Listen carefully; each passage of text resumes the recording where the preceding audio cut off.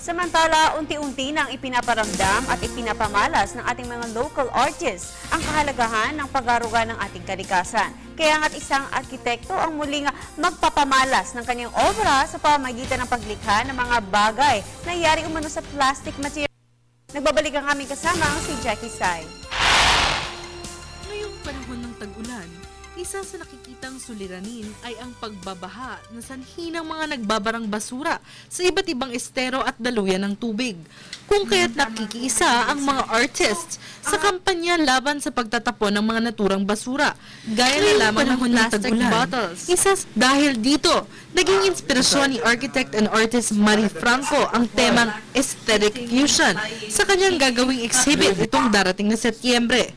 Layunin ni Franco resolbahin ang pangunahing suliraning hinaharap ng mga Pilipino, ang pagsasawalang bahala at ang kakulangan sa kaalaman. Sa pamamagitan ng kanyang paglikha ng art ay naway mamulat ang mga mata ng bawat Pilipino sa kalagayan ng inang bayan na tayo ang may kagagawan. Sir, please do tell us about this artwork that we're going to be expecting you will have in August. We hope to show them a lot of very good designs that they could use using PET bottles, using artisan medium. It's a very important thing para talagang yung awareness ng mga tao na-focus din sa mga problema that we're trying to project.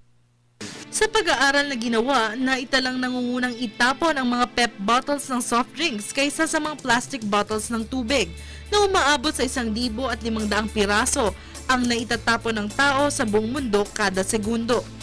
Nakakalungkot isipin na marami sa atin ang wala ng pakialam sa basurang itinatapon na maaari namang gamitin muli sa ibang paraan.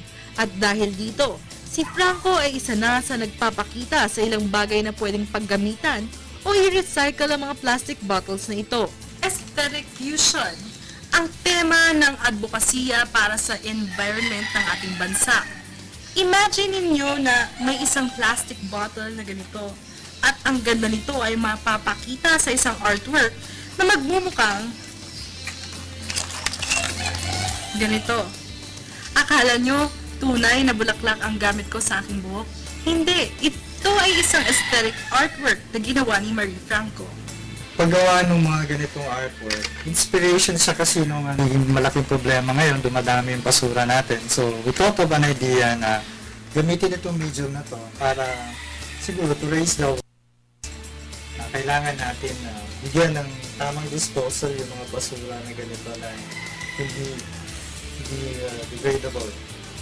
Marami ang pwedeng gawin sa tila basura noon na ngayon isang magandang dekorasyon. Isa lamang ito sa maaaring gawin sa mga plastic bottles. Ito ay isang pagsubok. Ano pa ang kaya mong gawin para sa kalikasan?